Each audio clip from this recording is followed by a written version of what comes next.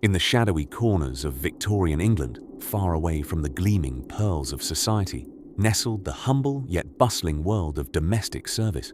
Among cobblestone streets and softly glowing gas lamps, the maids moved almost invisibly, like the last whispers of a drawn-out evening. Though knights and gallant ladies might fill the dreamiest annals of history, it was the maids with their feather dusters and pots of porridge who truly held the kingdom together, even if nobody awarded them a shining badge for their trouble. Now, let's dive right into the life of these quiet heroines, whose days started before the sun dared to peek over the horizon. Imagine the tragic comedy of an alarm clock that was not mechanical, but was instead by the demanding clang of a bell summons. Woe to the maid who dared to oversleep. The unforgiving bell could very well have been devised by a team of enterprising owls with a fondness for slapstick skits.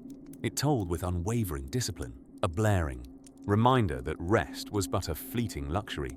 The pre-dawn air often carried the soft padding of slippered feet, scurrying frantically along drafty hallways and clattering staircases. For Nancy, the maid, though it might as well have been Mary, Eliza, or Jane, as those names were as common as the soot on Victorian rooftops, her first mission of the day involved stoking the fire. As she coaxed a reluctant flame out of slumber and into roaring conflagration, she might ponder fleeting dreams of simpler days and a world without soot-blackened hands. Her next task, a battle more ferocious than any dragon slaying, preparing breakfast for the household. In a world where porridge was as ubiquitous as water, it was, ironically, made with the precision of a royal banquet. Heaven forbid anyone found a lump. The art of porridge stirring was such that young girls who had not yet entered service might practice it in preparation, much like one might rehearse a sonnet by Shakespeare, only stickier. Now one might wonder if these maids led lives entirely bowed by duty and devoid of humor. But rest assured, laughter found its way into dusty corridors and creaking floorboards, like sunlight seeping through heavy drapes. Even amid the murmur of morning routines, a well-placed quip about the master's bathwater temperature or the lady's fascination with ludicrously wide skirts could ripen into giggles shared conspiratorially over washing tubs. Our maid might take solace in whispering little jokes to herself or mimicking the cook's sternly exaggerated face while scraping congealed bits from the soup pot. There was something wonderfully absurd about a life where beetroot took on the tribulations of a dramatic heroine, or where the scrubbing of a particularly stubborn stain demanded the strategic cunning of a chess grandmaster. And let's not forget the nightly theatrics of turning down the bed, shaking out pillows with a flair that might suggest they were tiny clouds in a growing, serene tempest. For when at last the upstairs rooms were lulled into stillness, only the night and its whimsical possibilities lay ahead. Stars winked stories into the night sky, and a soft sigh from a satisfied cat might purr the world into a deep lull. Being a Victorian maid was not merely an occupation, it was a world unto itself, clinging dearly to routines punctuated by laughter and stolen moments of rest. And now, tucked into the quiet corner of your own thoughts, you might join me in appreciating the profound art of understated living. As you grow sleepier, my dear listener, I'll gently ask, if these stories helped you drift off, please subscribe to the channel. It would mean the world to me. And before you fully fade into dreamland, I would love to know where you're listening from and what time it is there.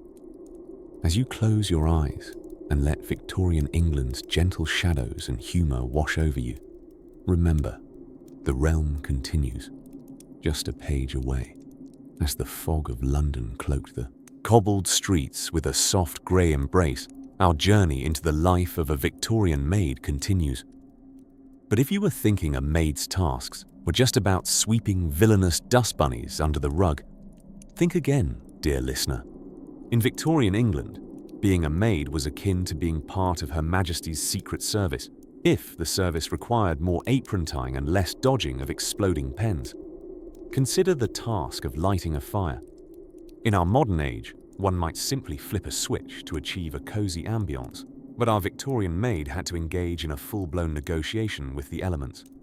Each fireplace was a temperamental beast, with coals that had the moodiness of a Shakespearean protagonist. The maid would carefully lay a foundation of kindling, which in theory should ignite like the push of a dramatic curtain call. But often, it was less about the warmth and more about achieving the perfect ratio of oxygen to stubbornness.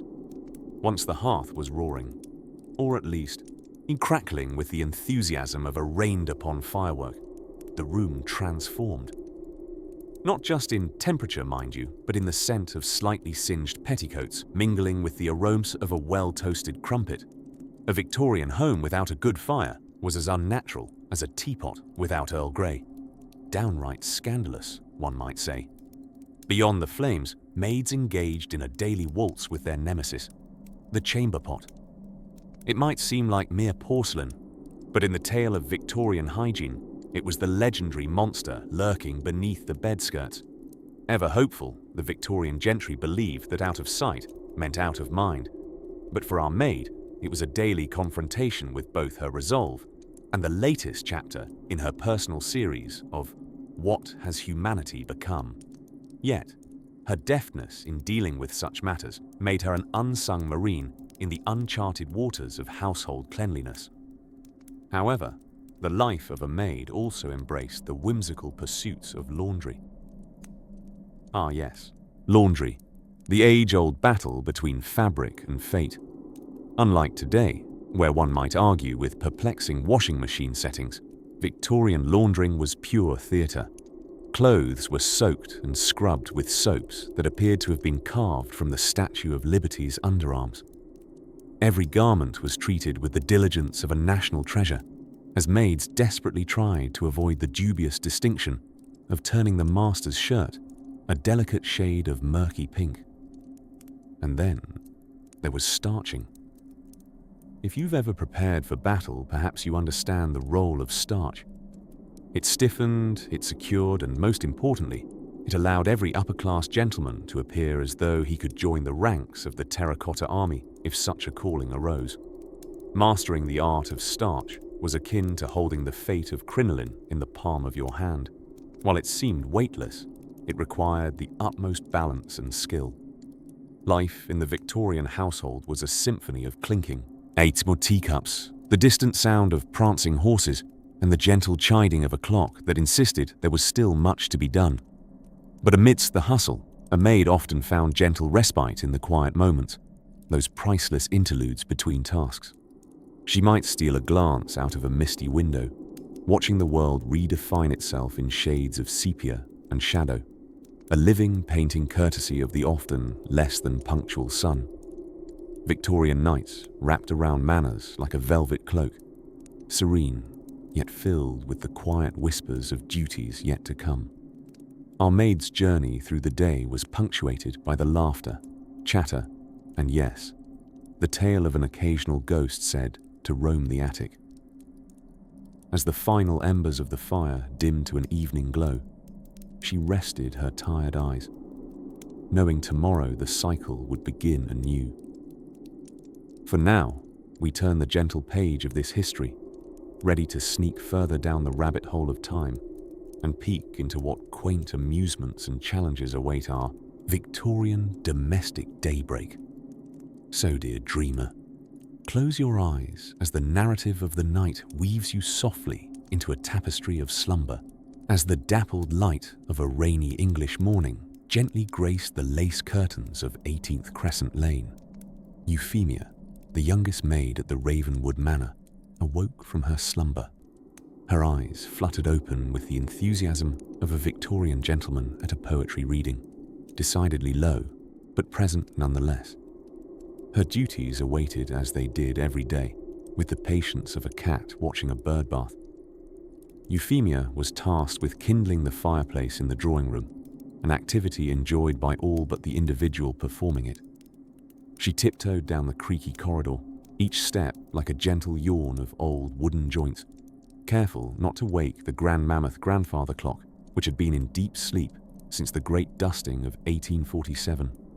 Ah, the life of a maid in Victorian England, a whirlwind of petticoats, dusters, and the ever-present aroma of scones, offering its own peculiar charm, or, at the very least, A decent story to tell at the monthly gathering of Maids Anonymous.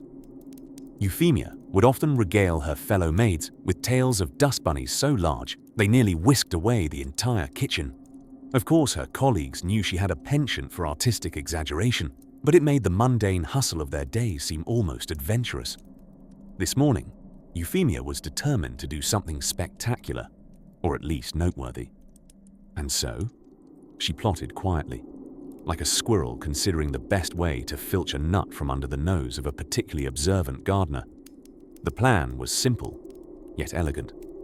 She would rearrange the order of Sir Percy Ravenwood's bookshelf, thereby inviting him into a literary treasure hunt he hadn't anticipated nor requested. Little did he know, the category "books with red covers" would soon precede "horticultural mysteries solved." As she set to her tasks, the other members of the household began their day with varied levels of enthusiasm. Lord Percy, renowned for his collection of monocles, which he claimed improved his intellectual prowess, and certainly his already overblown ego, was predictably slow to rise. His daily ritual of rigorous tea-steeping ceremonies mustn't be rushed, lest he find himself in an existential crisis over Earl Grey and cucumber sandwiches. Time in the Ravenwood household passed with the refined grace of a Victorian waltz. Euphemia flitted about like a fairy godmother armed with a broom, her soul soothed by the rhythmic sweeps of dusters, polishing cloths, and the occasional reprimand delivered to unsuspecting furniture for daring to collect dust. Past midday, the house witnessed an event that was as rare as chastened optimism in a Dickensian novel, an unexpected visitor. Enter Madame Penelope, Lady Agatha's sister, carrying with her an air of mystery wrapped in an overcoat that had seen one too many operas. Euphemia watched, from the confines of the kitchen, wiping non-existent flour from her apron, more of a conscious act than a necessary one. Lady Agatha entertained Madame Penelope with an intriguing air, delicately balancing the art of hospitality with the social etiquette of asking intimate questions without the promise of reciprocation. As Euphemia retrieved freshly baked scones from the oven, the fragrant warmth wafted up and seeped through stone arches and hidden chambers, coaxing even the shyest noses out of doors. Evening descended upon the manor with all the subtlety of a gas lamp softly flickering to life, casting shadows that playfully danced in the tender glow. Euphemia's mind was content with the knowledge that within her modest efforts to unsettle, she had instead brought a sprinkle of harmless mischief into the sternly ordered world of Ravenwood. And so, as the household slipped into the habitual tranquility of nighttime repose, Euphemia too retired to her quarters, her heart fondly amused with the prospects of tomorrow's adventures and trivial rebellions within the quaint, formidable world of Victorian service. Her slumber came softly, like a lullaby, whispered by the gentle night through the hedges that bordered this curious little bubble of time. And so, my dear dreamer, as Euphemia drifts off to sleep with a small, content smile, we too may find solace in the next tale, where more secrets of curiously ordinary lives await, gleaming gently beneath the soft sheen of history. The crack of dawn in Victorian England often came with a whiff of coal smoke and the sound of clattering pots. Imagine, if you will, the soft creak of floorboards as an assemblage of maids shuffle quietly from their quarters, their eyes still glazed over from dreams untold. They tiptoe with the dexterity of ballet dancers, avoiding those notoriously squeaky planks, a skill honed through repeated early mornings spent trying not to rouse the slumbering family upstairs. Working as a maid during the reign of Queen Victoria was much like living on a merry-go-round that never stopped. Your day would begin well before the household even thought of stirring. One of the first challenges: lighting the fires in every room without making enough noise to awaken a drowsing badger. It was a task that required the precision of a clockmaker and the stealth of a cat burglar. You see, the morning rituals were as important as Victoria's relentless collection of morning gowns, with the dishes to scrub and floors to polish. Jam lovingly stuck to dining tables from the breakfast of the previous day required expertise in scraping without scraping too hard. It was a fine skill set, like picking the lock on a Victorian gentleman's diary to find it filled only with doodles of hedgehogs and wistful poetry. The laundry. Ah, yes. The laundry. An undertaking akin to a full-body workout session. Let us dwell in the mystical motes of steam that arose from the chaos of washing, where shirts could shrink unexpectedly, and socks assume the magical ability to disappear, presumably joining a secret Victorian sock society. The washing process wasn't just about cleaning clothes. It was a form of alchemic transformation that occurred in a realm eternally haunted by the stray threads of aristocracy.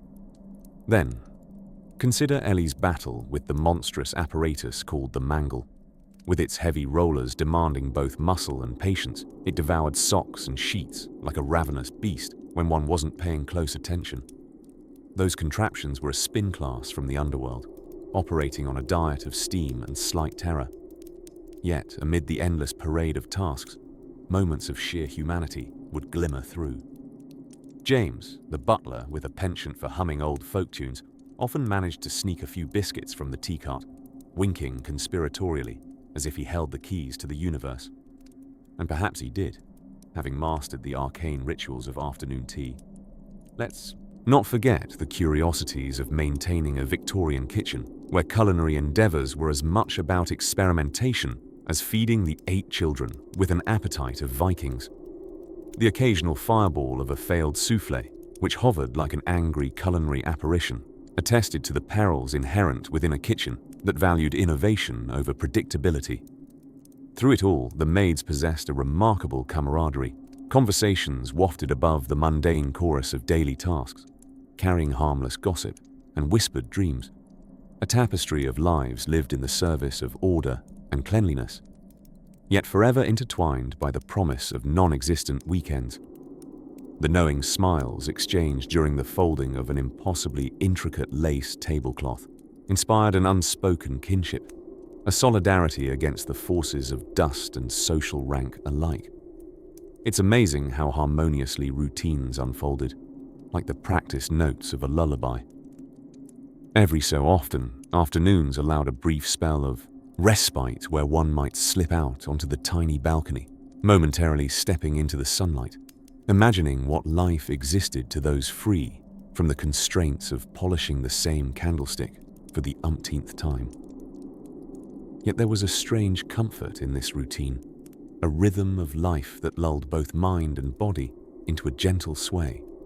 And now, as the evening begins its slow approach, our faithful maids, having polished and mended, find themselves gearing up for dinner service with the dexterity of seasoned jugglers. Let us quietly retreat with them into the calm surrounding the encroaching evening, promising the next tale will envelop you deeply in the world of Victorian etiquette, where forks conduct a peculiar symphony and teacups command respect. For now, these serene moments are your lullaby, gently guiding you to sleep, as the soft, honey-hued glow of Victorian England tucked itself beneath the velvet shroud of nighttime. We find ourselves in the hushed corridors of the great household of Lord Fiddlestar, where another day of bustling activity melted away into quietude. Here, amidst the echoes of footsteps and the rustling of silk, we spot one of the household's maids, young Evelina, gently folding the last linen of the day, a task carried out with such precision it would make modern origami seem positively amateur. Victorian maids like Evelina were akin to invisible spirits darting through grand homes, ever present yet seldom seen, much like the dust upon the mantle. Their work began before dawn could shake off its slumberous yawn and stretched well into the night, a rhythm so impeccably kept that even a Swiss watchmaker would approve. As we wander through the day with Evelina, we learn that maintaining the grandeur of the Victorian household was a labor not of love, but of sheer, unyielding necessity. Evelina's morning started with the art of drawing the curtains, an elegant phrase which, to the untrained ears, might sound like a leisurely act. Yet, in reality, it involved wrestling the heavily brocaded drapes with more fervor than Hercules himself exhibited whilst tackling his famed labors. Mastery of this task required the nimbleness of a cat burglar, lest one awaken the household prematurely, a slight so dire it was rumoured to diminish one's afternoon tea breaks to a meagre 5 minutes. During the day, Evelina and her fellow maids danced a meticulous waltz through the estate, a ball they hosted themselves, partnered by endless house chores. Dusting intricately carved furniture introduced one to the expressive language of wood, and every corner told stories, or collected them rather. Evelina recounted the history of each dustpan castle she dismantled, multi-generational dust bunnies dating back to the reign of William IV perhaps. But even amidst such toil, moments of sly humour brightened Evelina's daily routine. Like ninjas of cleanliness, the maids would quietly compete to see who could shine the silverware to. Such brilliance it would blind anyone who dared to glance directly, requiring the Viscount to dine with shades like a peculiar dining room vampire. Ah, those sweet victories in the language of silver streaks. Eveline attributed all her success in these subtle contests to her secret stash of polish, which she hid amongst chamber pots, forever safe from the curious eyes of her madam, Mrs. Pemberton, whose scrutiny was exceeded only by her love for eating eels, another mystery of the age, best left untasted.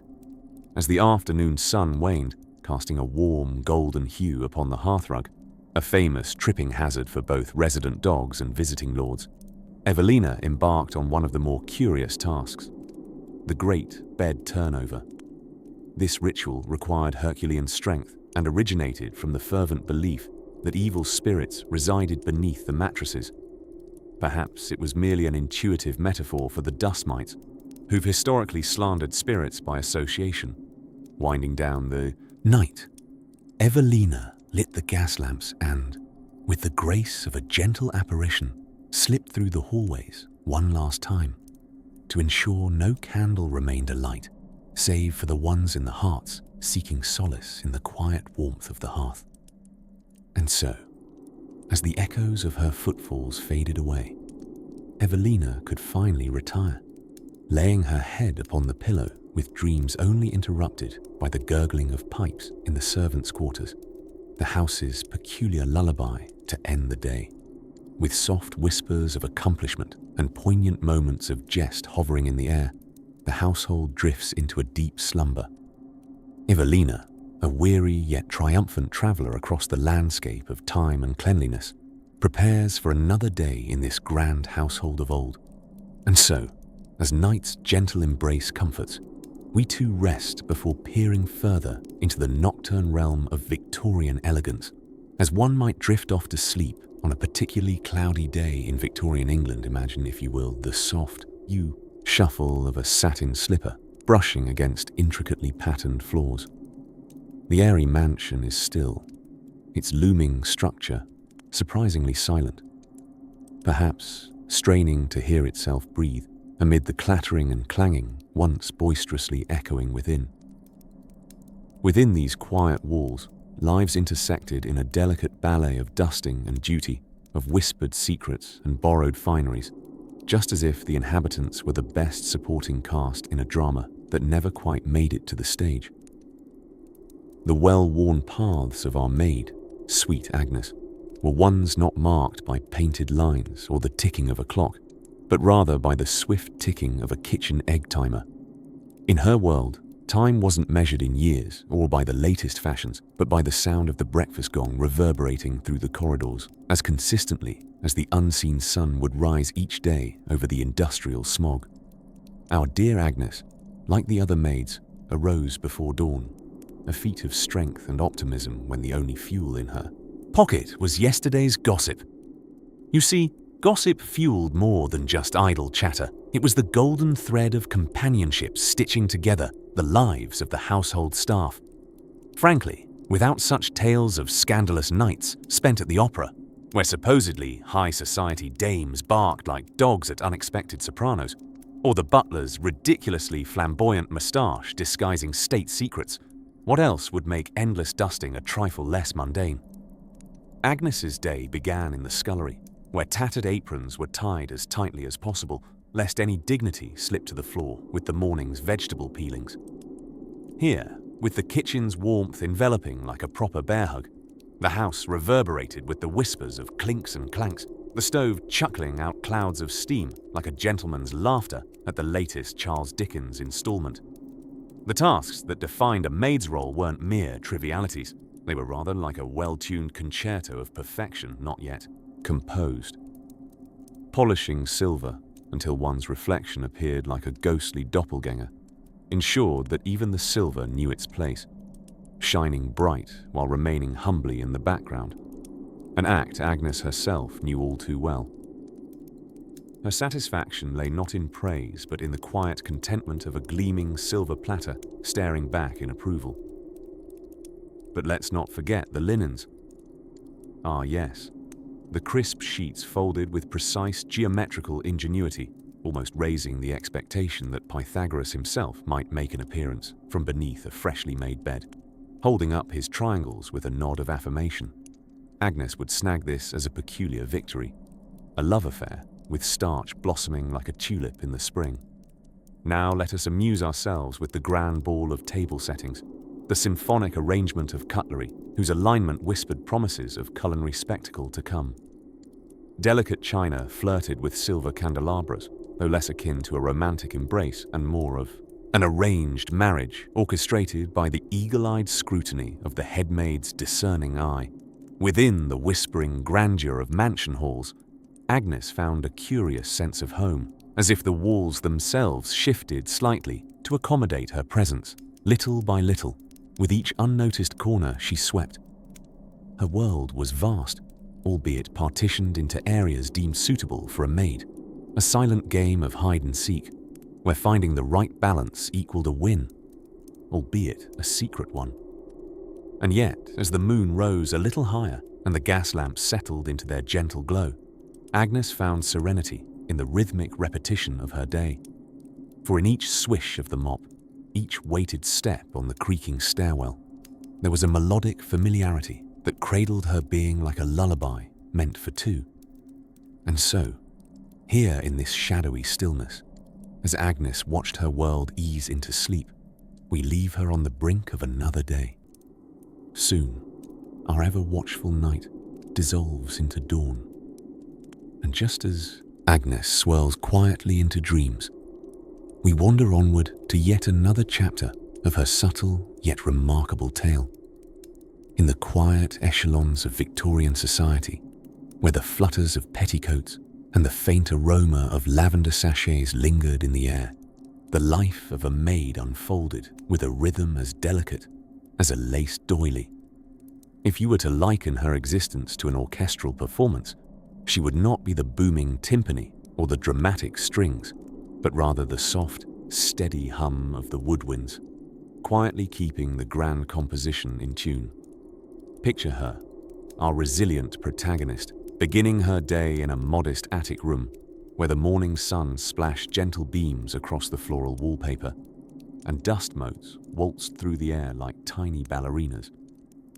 The room, albeit cramped, was a small sanctuary, crammed with an array of everything yet nothing, worn slippers by the door, a small cracked mirror poised above a rickety dresser, and a coiled hairbrush missing more bristles than it Sekath possessed. As the clock struck an ungodly hour, the maid, with a yawn capable of rivaling the roaring lions of Trafalgar Square, would roll out of bed. Her wake-up call was not yet the gentle trill of a smartphone alarm, but the small, persistent peal of a bell rung by her employer. This bell was, at times, a bid for breakfast and at times a reminder of an overdue letter that needed sending, a sort of Victorian SMS, delivered via human foot power. The first task on this symphony of chores list was often to coax a reluctant fire to life. This was no small feat. Perhaps it was cosseted by the fact that the coal seemed to possess an aversion to turning ablaze, much like a stubborn cat refusing a bath. On cold days, you could almost hear it mutter, "Please, no photos before coffee." But with a bit of mechanical magic and a lot of patience, she would eventually prove victorious against the reluctant embers, triumphantly winning warmth for the household. Next came the unending cycle, of cleaning that dominated the lives of many a Victorian maid. Polishing the silver was not merely a task. It was a genuine exercise in muscle building and patience. Who knew spoons could be so demanding in their quest for gleam? Each one was to be buffed until one's reflection stared back, which could lead to unexpected moments of existential crisis. The silver was sometimes known to offer unflattering glimpses of a tired countenance, reminding the viewer of the hours spent beneath its glossy tyranny. Meals were a predictable ballet of soup and circumstance. The kitchen, a hub of fragrant activity, was where the maid would often don the hat of an amateur chemist, carefully balancing the proportions of flour, butter, and all things essential, brewing concoctions that invariably involved copious amounts of mutton and boiled vegetables. The guests above might savor their meal with a genteel dab of the napkin, unaware of the kitchen misadventures and culinary calamities that may, or may not, have graced their plates. Laundry day was an ordeal of Herculean proportions. Victorian washers involved a mechanism closer to torture devices than anything resembling modern conveniences. Linen that had only just begun to enjoy the fresh air was quickly resubmerged in buckets of soap and boiling water, awaiting the relentless onslaught of a scrubbing brush, wielded with the finesse of a concert pianist, yet bearing the resolute power of an industrial revolution. Yet amidst this whirlwind of duty, there were quiet rewards, stolen moments with a cup of sweetened tea, a rare afternoon off with a walk to the park, or the soft murmur of the house settling to sleep, whispering its secrets to the shadows.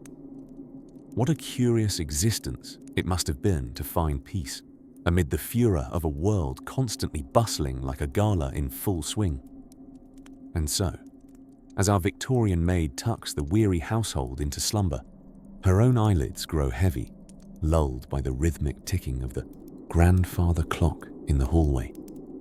She lets out a slow breath, glancing at the remaining embers in the hearth and making her way back up to her attic refuge.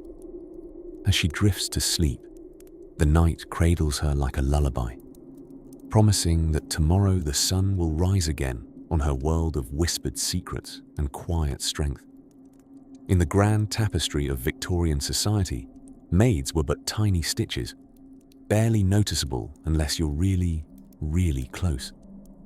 In someone's home, they were like the human equivalent of the wallpaper, always there, probably patterned, seldom paid attention. But the wallpaper had its way of listening and witnessing all sorts of things, and for the Victorian maid, every dusty corner could whisper a tale or two. Now, imagine, if you will, the delicate art of coming down that narrow spine of the staircase. Those stairs were designed more for functionality than flair. Steep as they were, it's entirely possible Victorian architects held a quiet grudge against servants and expressed this through stair design. These were perilous platforms of surprise that could leave one in a heap at the bottom without so much as an apology. Each step creaked with an honesty that was rather unbecoming for a career built largely on whispers and discretion.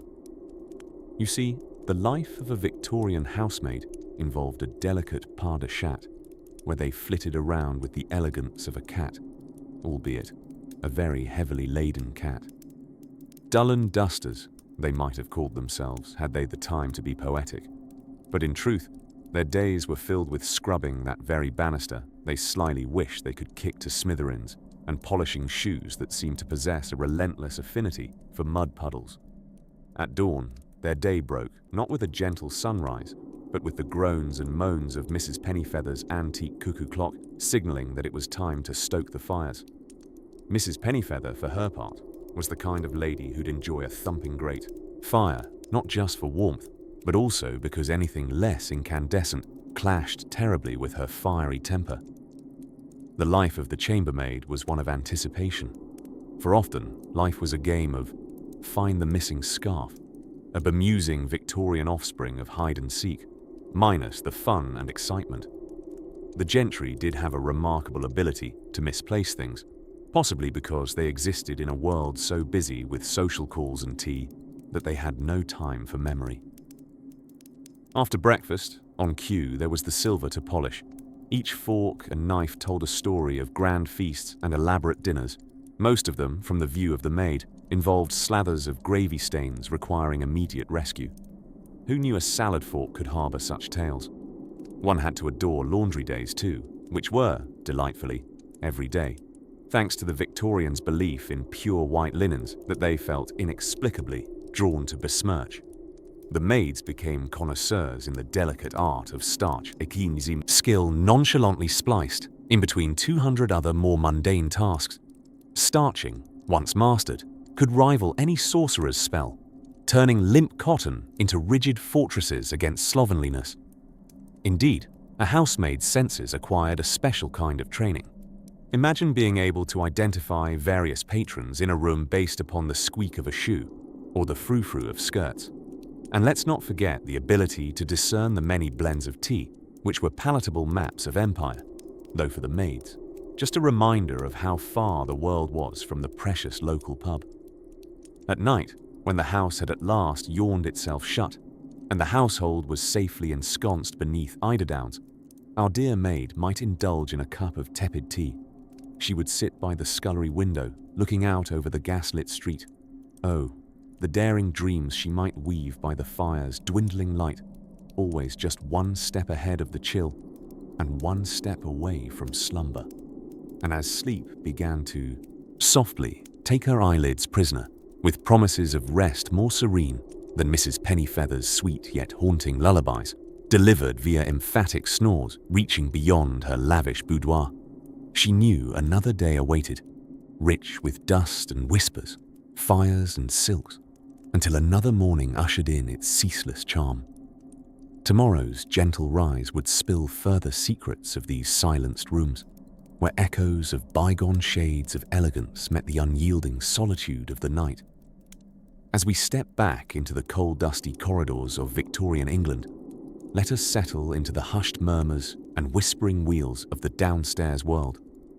The Victorian maid, a mistress of discretion and adept at the ancient art of dust evasion, knows every creaky floorboard and every secret nook of her employer's vast, opulent abode.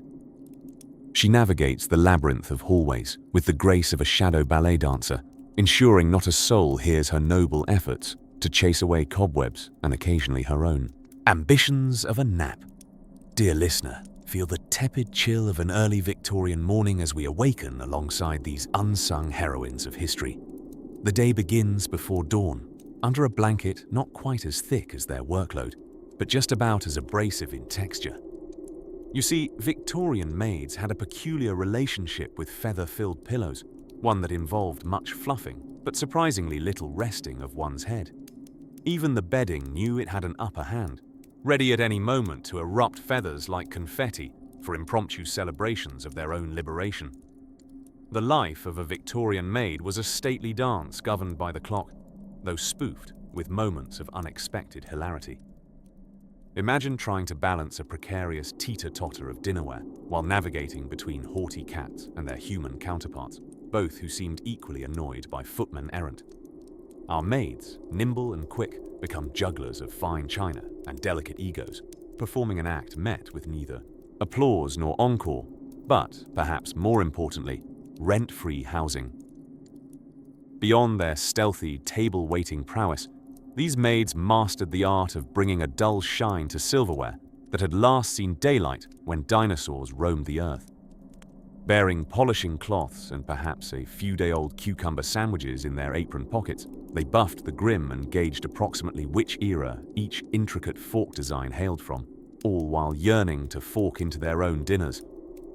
Now let's pause to admire their engaging negotiations about minimal damage during cleaning. Dusting was less about vanquishing light particles and more about establishing a truce with them. After all, in the game of torrential dusting, everyone knows dust itself was the one true victor. It always returns unrepentant and seemingly in greater numbers, much to the chagrin of our overstretched custodians of cleanliness. Tools of the trade included nothing more than hushed complaints and a mop as their scepter of soft power. With one sweep of their petticoat-clad determination, they managed to transform rooms, a spell only temporarily breaking when eyes weren't watching, and chaos inevitably poked its unruly head again. For those who imagined the role was solely about cleaning, remember, the maid was also post #1 purveyor of domestic, albeit whispered, politics. Every curtain had ears, and while the worlds of their owners took melodramatic turns, our maid friends simply took notes, occasionally updating the gossip parliament convened under anxious gaslights. For onlookers of today's fast-paced world, this may sound almost like a kind of microbial madness, but perchance it was also gentle vigilance, the simple love for purity of form, and no doubt the sound of "not it" when a huffy lord dropped his perfectly buttered toast, face down. And as these industrious women, elegant spectres beneath moonlit chandeliers, wound down from their vast labyrinth of duty, the evenings offered them an odd companionship. It was a curious club of their vicariously shared adventures, filled with bittersweet lullabies of life's small defiances, in the arranging of cutlery and rivalries settled over trays of afternoon tea, cooled into anticipatory suspense for yet another melodious clink of daybreak.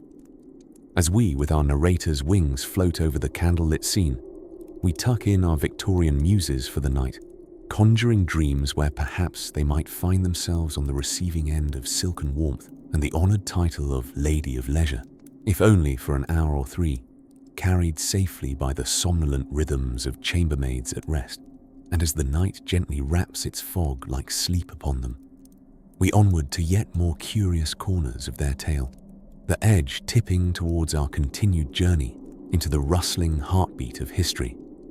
As the clock strikes midnight, let us slip effortlessly through the cobbled streets of Victorian England, where gas lamps flicker like sleepy eyelids.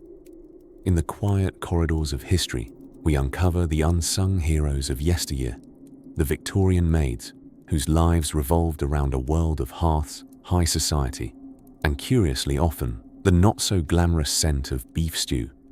Picture this: a typical day in the life of our dear maid, Eliza, who dances to the ceaseless symphony of sweeping brushes and clanging dishware. Rising before the roosters have even considered crowing, she tiptoes down the creaky staircase, each step a separate note in the melody of her routine. Today is Monday, symbolically known in the Victorian maid community as the day the line between bed and kitchen blurs, when laundry mountain peaks rise and assembly line breakfasts form like hungry, bleary-eyed soldiers. Eliza's wardrobe choices are refreshingly uncomplicated, bespoke uniforms of inky black, accented with aprons so crisp they could cut through propriety. While societal elites flounced in their crinolines, Eliza's pirouette was composed of practical utility and grace, a performance carried out in the dim light of dawn while the family still dreamt of scones and social standing. Washing, you see, was nothing short of heroic in Victorian times.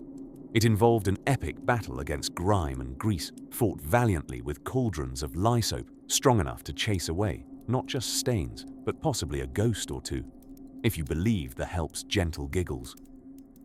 One had to be vigilant, for there were rivalries with the newfangled wonders, those clinking contraptions that some said could revolutionize the business. The washing machine, the modern sorcerer's apprentice, was greedily eyeing Eliza's suds in a vain attempt to render her work obsolete. While rinsing linen until it was as pure as the Queen's reputation, at least during good years, Eliza harbored little dreams, the likes of evenings spent by a fire, reading novels in which she could never be a protagonist. Their characters, with dainty hands, untainted by soot, pranced through pages, unaware of their good fortune. Our maid's wit, however, sparkled brighter than freshly cleaned silverware, a hidden gem amidst a sea of tasks that stretched to the horizon. But let us not forget the culinary conundrums she faced. With pots, bubbling and cooking known famously for its unpredictability, it was here, in cooking's cozy chaos, Eliza allowed herself artistic flourishes. Her culinary persuasions might see her transform leftovers into feasts, akin to an alchemist turning tin to gold, or in Victorian culinary terms, vinegar to pickles. Unbeknownst to those she served, this magic was wrought with 1 part spice, 3 parts patience, and a dash of rebellion against bland British dishes. And so, as creme brulee torchlit the tables with a soft, sugary glow, Time seemed to melt like butter sliding through saucepans, and Miss Eliza found brief moments of pause between pudding gazes. Here, tucked under the starlit windows, was where she pondered the absurdity of things she'd seen that day. The lady of the house's fascination come addiction to bonnets, each arranged in rows like very proper, very floral soldiers. Surely, as Eliza mused at the sight, these bonnets had more colourful lives than she. As the nights lengthened, the mansion's solitude deepened. The whispers of the wind, curling through the hallways, proved a gentle reminder of another day to come, full of silver to polish and metaphorical dragons to slay. Our dear Eliza, with the hint of a smile dancing upon her lips, surrenders to the rhythmic sway of her chores. Slowly, she retreats to her modest quarters, where dreams painted in blue velvet shadows await her arrival. And as the embers in the hearth begin their farewell to the day, so too does she bid goodnight to the enchanting, often eccentric world of servitude, in which every dish soap bubble held a hint of mischief. And just like that, we drift into the next chapter of Eliza's life, where the Victorian clock continues its soft tick-tock, like an old friend quietly ensuring we never forget the dreamlike tales she lives and breathes. As we tiptoe into the world of Victorian England, imagine, if you will, the muffled echo of polished shoes on creaky wooden floors. For nestled beneath the gilded chandeliers and opulent draperies of grand homes, an army of maids scuttles about, each as vital to the house as the fancy porcelain teapot that never seems to shatter, despite many a close call. Now, not all maids were cut from the same lace-trimmed cloth. Ah, no. They were a diverse sisterhood with ranks that could rival the complexities of a royal court. Picture the housemaid, always at her mistress's elbow, ready to "yes, ma'am" and "no, ma'am," with the precision of a seasoned performer. Then there's the lady's maid, who whispered secrets with corsets and coiffures, knowing the rarefied air of her lady's boudoir better than any high-born guest. And let us not forget the redoubtable cook, queen of the kitchen, who ruled her regiment of pots and pans like a benevolent despot, with the uncanny ability to transform meat and potatoes into the culinary highlight of high society soirees. Even in a time when women's rights were scarcely a whisper on the wind, becoming a maid could bestow a touch of independence. For beneath the starchy uniform lay the minds and hearts of women who navigated their lives with the stealth of a cat burglar and the charm of a seasoned diplomat. And if they were lucky, they might even find a position in a household where kindness occasionally slipped through the cracks, like sunlight through a grand Victorian window. Consider for a moment the weekly bath, that luxurious, often elusive ritual. Maids were the unsung heroines of hygiene, a bridging force between the dust of the drawing room and the occasional indulgence of cleanliness permeating across the house. And while the advent of indoor plumbing was more a trickle than a flood, still baths were seen as a salubrious, if not sporadic, affair. It was the bath's solemn guardian, after all, who ensured the soaps of fine Parisian and homebrewed concoctions alike were always at the ready to bestow their alchemical gifts. And speaking of gifts, let us turn our hushed homage to Laundry Day. Known in some circles as Triumph over Terrestrial Stains Day, for the formidable foe of Victorian-era dirt was not to be taken lightly. Here, maids battled against grime, with blustery winds at their elbows and blistering sun on their brows, armed only with crisply scalding water and lye soap, their resolve steely, their song sweet. Gossip was rinsed away as quickly as the suds, only to be aired out alongside linens in the afternoon haze. Now, while maids of our tale toiled, whispered promises of leisure lingered in the air. The rare and illustrious day off was as anticipated as today's release of a film sequel, and when it finally arrived, it was cherished with a passion usually reserved for macaroons fresh from the pâtissier. Maids would scuttle off to visit family or indulge in quiet time, perhaps strolling through the park, hats tied against whispered breezes, skirts picking up whispers of afternoon adventures. Do remember, amidst our gentle journey, that these industrious souls occasionally reached for dreams dangling like forgotten cobwebs in an attic corner. For some it was a marriage proposal, as fervently awaited as a letter from a long-lost relative who had unexpectedly struck it rich. For others, visions of entering service in the prestigious inner city permeated the often dreamy fog of their days. In this kaleidoscope of chores and cherished whispers, we see a tableau of endeavor that was as much about surviving as it was about fleeting moments of triumph, when the setting sun would cast the halls in golden shadows, as if to nod approvingly at a day well finished. As the curtain of twilight gently descends, we linger a moment longer, arms loosely folded against the chill of evening, dreaming dreams lit by the soft glow of a solitary candle. And so, as the nightly silence envelops the hard day's sweet symphony, with a tug at the covers and a gentle sigh, let your thoughts drift, cozy and warm, over to the more peculiar jobs of the household that beckon from the horizon, gently luring us forward. As the clock ticked towards another dreary dawn, we find ourselves in the heart of a Victorian household, a place where dust bunnies were rarely seen, not due to a lack of them, mind you, but owing to the diligent efforts of an often overlooked profession, the Victorian maid. This chapter shall take you on a lilting stroll through a day in the heavily polished yet ceaselessly busy shoes of these unsung heroes of Victorian serenity. Picture the scene, if you will, a grand manor house adorned with all the extravagant nooks and crannies seemingly designed with the sole purpose of collecting dust. Amidst this, as the rooster's caw breaks the gentle silence of the early sun, emerges our heroine, Mary. Mary had a knack for making both bed linen and early risings look effortlessly serene, a skill she cultivated not by choice, but through the harsh yet humorously absurd trials of daily maidery. Mary's morning routine was as regimented as a soldier's, yet infinitely more silent, a symphony of sneaky footsteps and whispered motions. She would begin her symphony in the drawing room, where the chairs stood like patient soldiers awaiting her annual inspection, albeit on a far more frequent basis. But, oh, the intricacies of Victorian cleanliness. You see, dusting was not simply about flicking away specks of dust. Nay, it was akin to embracing a finicky dance, with delicate bristle brushes pirouetting across ornate cornices and spindly table legs that seemed to multiply overnight. Once the drawing room stood pristine, reflecting more shine than a peacock's vanity, Mary would tiptoe towards the kitchen with the grace of a caffeinated cat burglar. The kitchen? Now there was a realm of equal parts chaos and carbonara.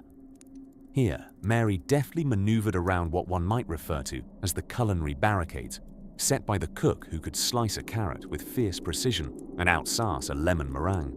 And while the kitchen staff fretted over hollandaise and ham sandwiches, Mary knew the true villain of her day lay in wait, deeper within the eye of this domestic storm: the laundry. Imagine, if you can, an array of porridge-stained aprons and crinoline skirts that demanded more attention than a royal debutante. The laundry room was both battleground and sanctuary, a place where linen too finicky for the lords and ladies of the house found solace in Mary's dexterous hands. Here in the enveloping steam, Mary wielded her washing dolly with the expertise of a maestro conducting a silent opera. The secret to Victorian cleanliness, she would confide to no one in particular, was an intricate ballet of soap flakes and stern determination. As each garment was wrung and pinned, Mary felt a small yet profound sense of accomplishment. Miraculous, indeed, given the state of contemporary detergents. Throughout her bustling day, Mary and her fellow maids would exchange tales of whimsical curiosities, anecdotes spun from the daily oddities and intrigues that even Downton would find hard to pen down. True, their stories were quieter, but they hummed with a warmth that spoke of sisterhood and silent rebellions, of sneaking an extra biscuit with afternoon tea, and the tactically precise art of soot dodging down the servants' staircase. As evening settled over the estate, bathing its grand facades in a velvety twilight, Mary's duties gradually receded into the shadows, much like a painter closing up shop after a day's work on a masterpiece. Her day, it seemed, was a testament not just to the drudgery of household maintenance, but to her finely honed skill of conjuring order from chaos. So as Mary tidied the last of the day's details, she cast a fond glance around the rooms that were again poised to welcome the morrow's demands, and for a fleeting moment, it felt as if they whispered back, with gratitude. Their whispers were perhaps an invitation to linger here just a bit longer in the liminal space between historical chores and whimsical dreams. But worry not, dear listener, for Mary's journey doesn't end as abruptly as an unwelcome dawn. There's another chapter awaiting, like an open door to yet another cozy, creaking hallway of Victorian whimsy. Let us proceed gently onwards into the next installment of her charming, yet tireless life. Nestled within the grand aristocratic estates and more modest urban townhouses of Victorian England was a bustling hive of domestic activity, hidden from the eyes of the finely dressed inhabitants who roamed the hallways above. Amid this network of servants, bustling like worker bees in the grand hive that was the household, was the noble Maid. A title, I assure you, bearing as much responsibility as necessary resilience. Picture it, dear listener, if you will. The life of a Victorian maid, a dainty dance between service and survival, in an era when Wi-Fi might have been a quaint way to describe a wife's sigh as she tackled her fourth pair of lace stockings. As dawn unfurled its dusty wings over the chimneyed rooftops of England, our maid awoke before the sun had quite decided if it was worth the effort. With eyes half open but a heart full of dread, she greeted a day that promised new challenges and the same old porridge. There was something almost poetic about scraping porridge from a pot while dreamily wondering if perhaps tomorrow, by some stroke of mercy, it might taste like something else. The morning ritual began much like any good ballad, with a steady rhythm of chores played on the worn instruments of feather dusters and scrubbing brushes. The symphony of cleanliness performed to an audience of peeling wallpaper and perhaps one curious mouse who dared to judge with tiny, twitching whiskers. Oh, how that mouse was surely scorned by the grace and skill of a maid who could swat a dust mite into oblivion with a single flick of her adept wrist while daydreaming of attending an actual ball, minus the cleaning thereof. One might expect Sundays to offer some respite, a breather, a leisurely recline with a cup of something warm where the maids might relish a moment of stolen peace. Alas, in the grand theatre of aristocratic life, even Sundays were enchanted with the thrill of tedious excitement. Overflowing basins of ironed crinolines, fresh from the twisting servitude of the laundry room, carried an archaic aroma, a heady perfume of starch and damp that clung to the air. It was a smell the servants carried with the same dignity an earl might his title, ever hopeful it might become fashionable someday. Yet, amid their tribulations and tributes to sanitation, there were glimmers of gently rebellious humanity. These maids, these unsung heroines of spotless banisters and polished silver, harbored pockets of mischievous humor. They could chuckle quietly about Lady Dither's propensity to drape herself dramatically upon fainting couches, whereupon she might demand the sensibilities of yet another cup of tea. And you can be sure the teapot purloined somewhere amidst the service would retaliate by dribbling ferociously upon her finest silk gown, all while a cheeky smile could barely be contained upon delicate lips hidden just out of sight. In the clandestine sanctity of the servants' quarters, under flickering candlelight, stories were shared with a warm camaraderie that the gentry might envy had they known such joys beyond their opera glasses. Tales of ghosts in attic rooms, or Mr. Snuffles, the lodger's unruly cat, escaping yet another attempted bath made for both humour and horror. Here, laughter flowed as freely as the dust from unshaken rugs, a little worn, a lot ironic, but always appreciated. Thus, as the day drew to a close, and those Victorian streetlights blinked tiredly against the cobblestone streets like fireflies deciding they'd given it their all, the maids sank into their straw-filled mattresses.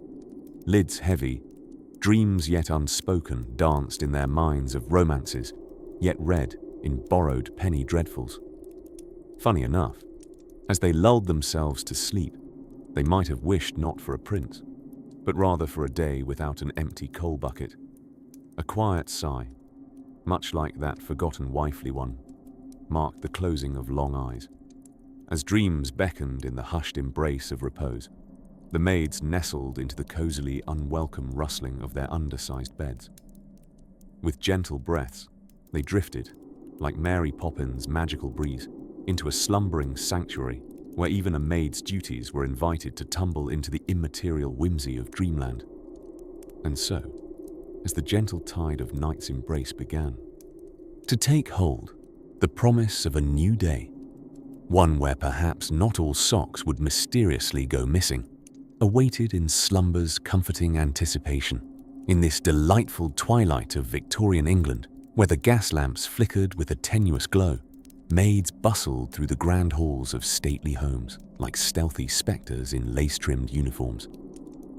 For these industrious souls, the adage, "a place for everything, and everything in its place," was less a truism and more an unyielding mantra, possibly whispered by dustpan-wielding angels. By necessity, the Victorian maid was a multitasker par excellence. Picture, if you will, a master juggler, but instead of balls and flaming torches, she balances breakfast trays, crumby carpets, and the mercurial moods of Lady What's Her Name.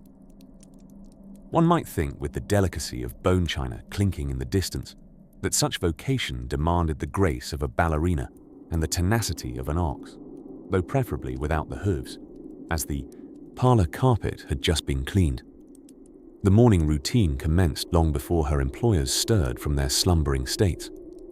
As the new day was swaddled in pre-dawn shadows, a maid's world spun into action. Scrubbing, dusting, and rearranging each marquise and bauble to reflect not only the family's facade of opulence, but also a curious unwritten social pecking order even the peacocks in the garden seemed to respect. Take, for instance, the art of bed making, a task that required such precision that army drill instructors would blanch. To the untrained eye, it appeared simple: sheet, blanket, counterpane. Yet, to the discerning Victorian matron, it was an intricate dance of cotton and corners that could be undone by the merest hint of imperfection. "Nurse," she might say to her beleaguered attendant, "what is this? A pleat out of place? It might as well be a tear in the fabric of society." And thus, a learnable moment for our heroine, demonstrating that in Victorian households, the measure of a maid was found in the way her linens unfurled. Now supping time was when things really spiced up, literally, as the Saturday roast approached with an intensity reserved for operatic finales.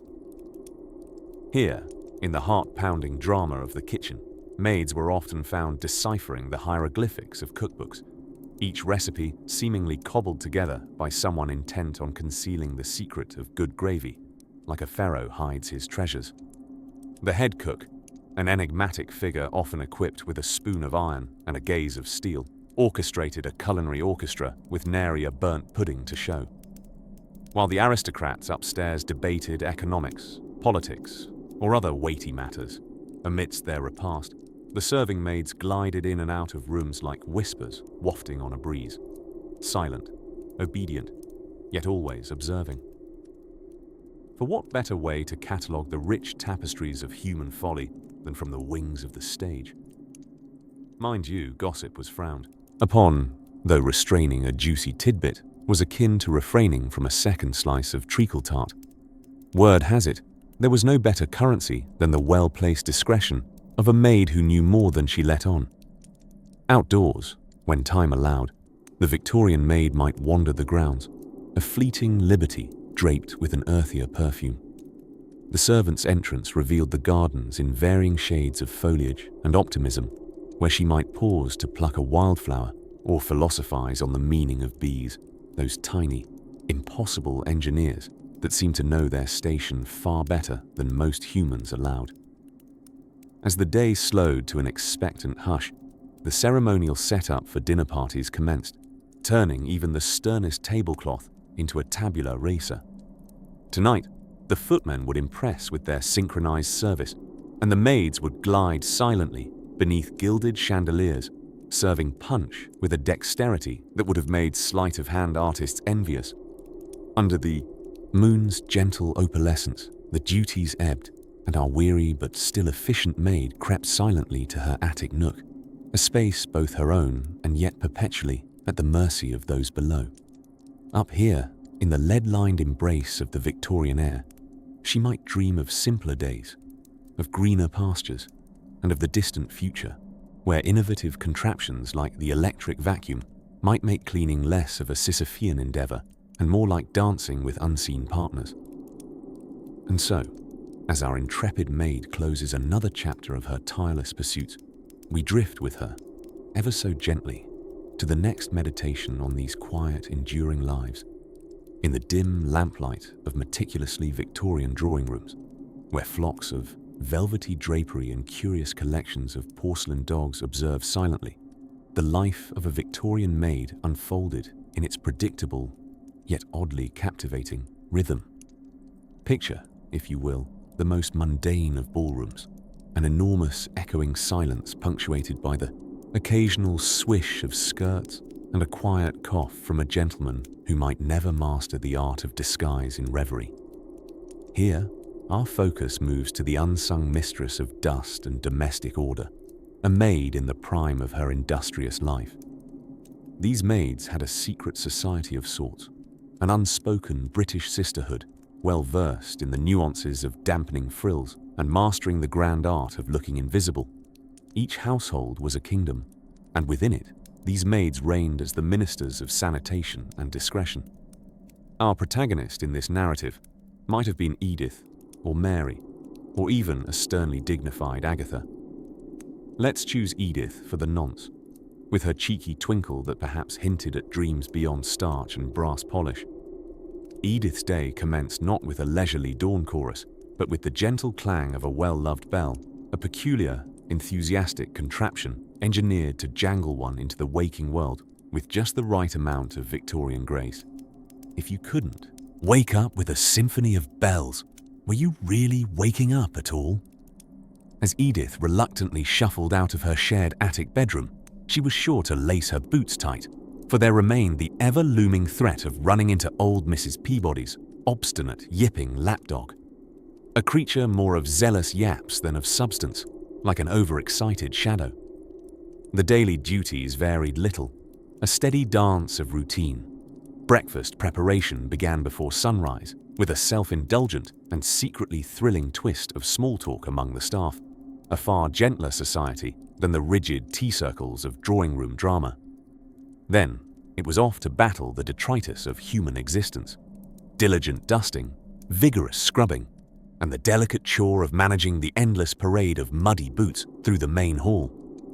One of Edith's less publicized skills was her proficiency in the art of dodging unsolicited advice. Guests with a leaning towards philanthropic condescension, for whom the sight of a maid was an irresistible prompt for sharing unsolicited tips on rising above one's station, were met with a poised nod and an internal eye-roll so vigorous it might have propelled Edith into the stratosphere. As midday approached, Edith found her solace in the organized chaos of laundry day. The laundry line was a confessional booth in disguise, a place where gossip blossomed alongside washed linens, and secrets clung to the cotton like ill-printed ink. Here, Edith briefly glimpsed her sister maids as more than silhouettes, each with aspirations far bigger than the antiseptic quarters of a linen closet.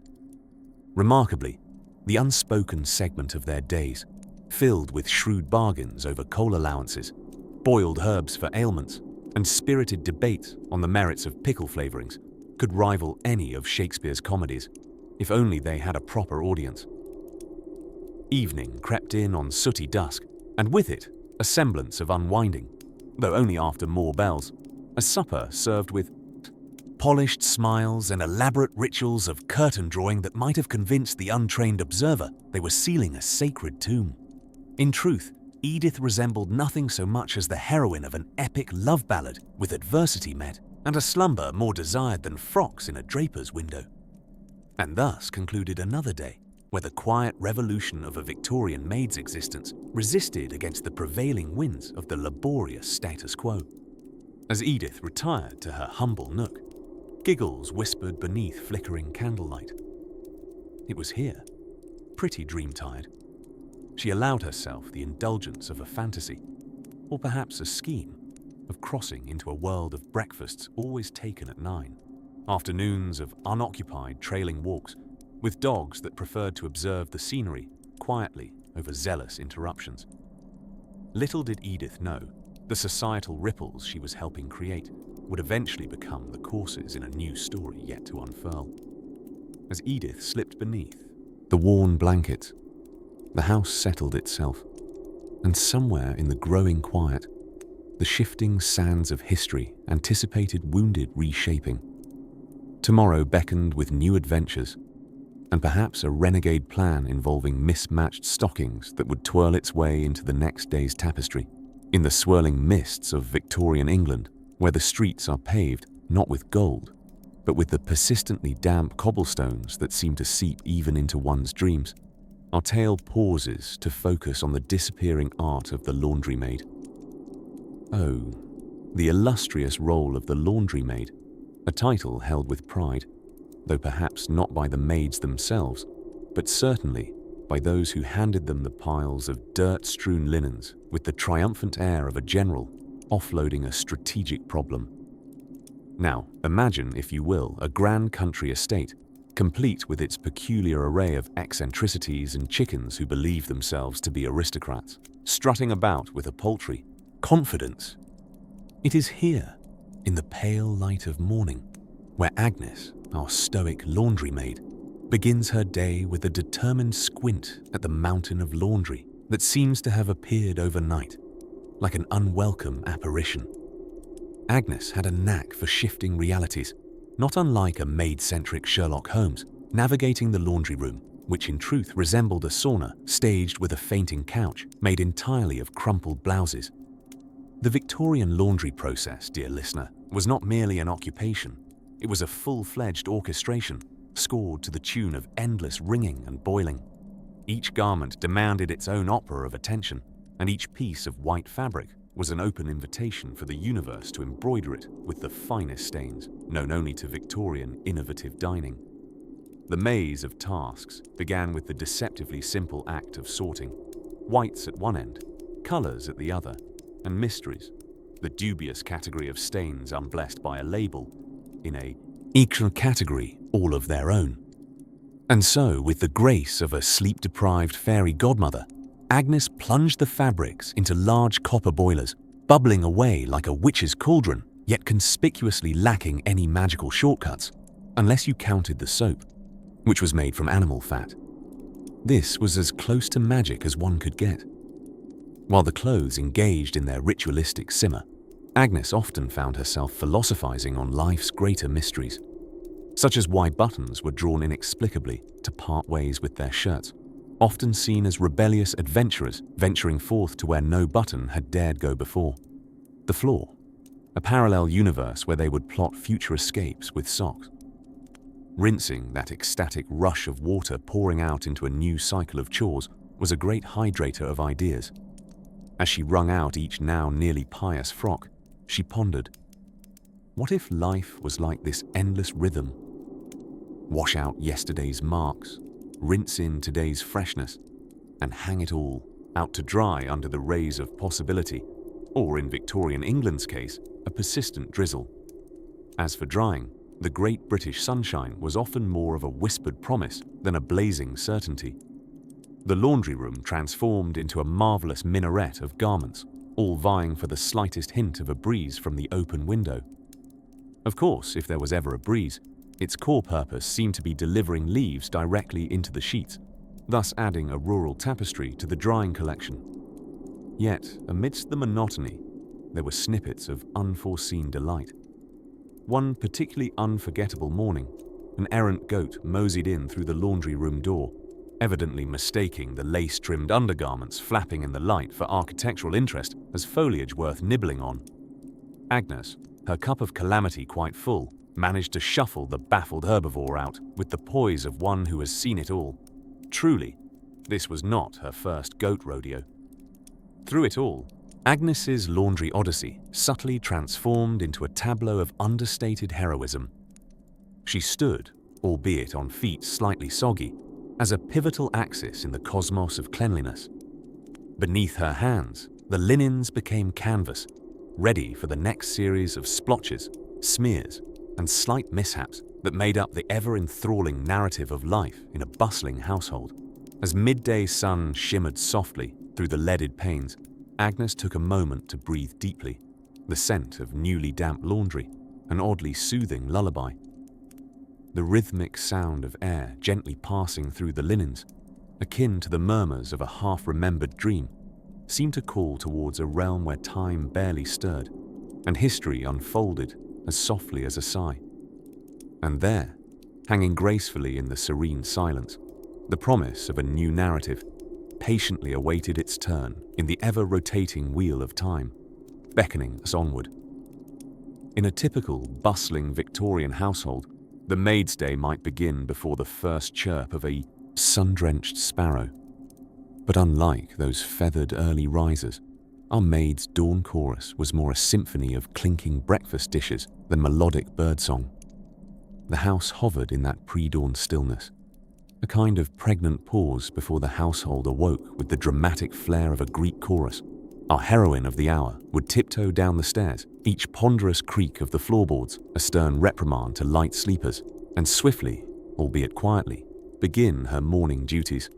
She was tasked with whipping up a breakfast that could feed anywhere from a troop of schoolboy locusts to visiting relatives with seemingly bottomless bellies. Yet with the deftness of a well-practiced illusionist, she performed this daily juggling act, spooning runny eggs over toast as smoothly as a magician pulls rabbits from hats. Picking up her trusty bucket and mop, a duo as old and inseparable as Holmes and Watson, she would slip into the silent parlor, where the dust motes floated lazily in the early light, contemplating their existence as only dust motes can. With the practiced sweep of one inclined to ignore her own reflection in grand gilded mirrors, she cleansed this space of its overnight clutter, all while imagining herself in a grander narrative, perhaps as a detective solving the case of the mysteriously disappearing teaspoons. Once the gleam of its polished surfaces could rival the sun, our maid might turn her attention to the intricate choreography of laundry day. Here lay a veritable Everest of garments, piled high and liberally sprinkled with tales of yesterday's dribbled porridge row. Color coding, a term yet undiscovered, was her own invention, and she took immense pride in executing what might today be termed an avant-garde approach to laundering. The process was simple. Approach the boiling cauldron, which we suspect was sometimes more witch's cauldron than washpot. Take a philosophical stance on life as steam billowed dramatically, and grin impishly as she conquered the mountain. Let's pause to appreciate the delicate art of fire starting, a task far less mundane than one might think, since it involved successfully persuading damp logs to catch alight with the encouragement of sulphurous matches that could rival 18th century alchemical experiments. Under such arduous conditions, remains unclear whether the true art lay in lighting the fire or simply not setting ablaze a valuable corner of the drawing room. Once the flames were flickering merrily, and gratefully she received the warm embrace of its success, our heroine transitioned gracefully into the realm of the afternoon tea service. Ah yes, the esteemed Victorian afternoon tea, an institution so quintessentially English it might as well speak in a Yorkshire accent and make disparaging comments about the French weather. Here, she would concoct sandwiches so thin you could see the future through them, and pastries so fine, it said the Queen herself also wished she could come over to sample them. Alas, protocol be damned. As the day wound down and the subtle hustle and bustle receded with the sun, she found herself returning to the comforting ritual of winding clocks, employing an arsenal of keys more complex than a Swiss watchmaker's toolkit. each tick and tock whispering of times both treasured and lost. At last, as shadows stretched lazily across the floors, she prepared for the cloak of night to drape itself over the city. Rest was promised, even if only until the cock crowed once more. In these moments, with a house snuggled under blankets of midnight skies, she often wondered, did the surviving teaspoons form conspiracies of their own in the stillness? Or did they twinkle merrily, like stars, at her wearied smile? Exhaling gently, she laid her thoughts as lightly as her head upon her pillow, the sounds of Victorian London outside whispering stories yet untold, pulling at the hems of dreams. And so, with another day drawn to a gentle close, she drifted off to sleep, her dreams mingling with the sweet echoes of laughter that anticipated another day's tasks, as whimsy, steeped in wisdom, awaited an awakening world. As the sun rose with all the vigor of a drowsy teenager, Victorian England flickered to life. Her streets bustled with the staccato rhythms of horse carriages and the soft patter of people determined to make their day sufficiently marvelous. Elsewhere, in a world not meant for eyes of silk gloves and top hats, our beloved maids slunk out of their quarters. These were the early risers, the unsung heroines of the empire's domestic tapestry, stepping into their day with a quiet resolve to make a dozen things shine, sparkle, or simply remain complaint-free by sundown. The life of a Victorian maid, if it were ever to audition for a theatrical role in a historical drama, would likely be cast in slow, whispered tones. High society might have been abuzz with soirees and gossip, but maids led an existence, seasoned with the unassuming essence of soapsuds and starch. Start with the morning routine, a symphony of mundanity punctuated by the soothing hiss of boiling water. Tea, that most civilized of British peculiarities, played its role as both the day's first task and a promise of silent respite. Of course, this was the sort of tea procurement that involved a personal relationship with kettles and resulted inevitably in the sort of soggy kitchen floor dancing that Jane Austen herself might have found too scandalous to narrate. Once every British eyebrow was properly combed and its corresponding cup of tea consumed, the order of the day pivoted to cleaning. Dust, the eternal nemesis of the domestic servant, seemingly able to replenish on a minute-by-minute basis. Weapons of choice in this endless battle included feather dusters that seemed to mock with every sweep, and brooms with handles long enough to double as vendor poles at an auction.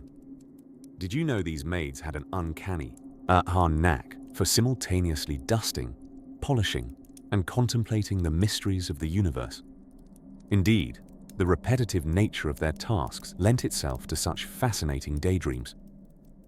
So, while hands busied themselves with buffing the family silver until it shone with what could only be described as smug satisfaction, minds wandered to questions of momentous historical import, such as whether Sir Funnybuckle from up the road actually owned 3 waistcoats, or just the 2 in different lighting. And there was more. The art of laundry, in all its soaked glory. Imagine the delicate dance with soaps so potent they could strip the grime from the very foundations of Buckingham Palace. The washerwomen's arms grew strong, wielding scrub brushes with the determination typically reserved for generals leading armies into battle. Victorious in vanquishing stains of dubious origin, they basked in the fragrance of lavender and the glory of a job well done, until tomorrow's avalanche of frock woes, that is. As the afternoon advanced, our maids turned their attention to a constellation of duties, each as critical as Her Majesty's next public appearance. Bedrooms were transformed with the silent efficiency of an invisible elevator operator, wrinkles smoothed as readily as a Queen's Counsel at the bench. The skill required to arrange pillows with precision bordering on the artistic could, quite frankly, have supported an entire industry of highly lucrative courses on Zen and the art of cushion coordination. Dinner prep swung the spotlight onto the maid's versatile role, part culinary detective, part kitchen choreographer. There was an unspoken challenge in scraping together meals that balanced nutritional needs with the lordly insistence on rich, soul-pleasing dishes.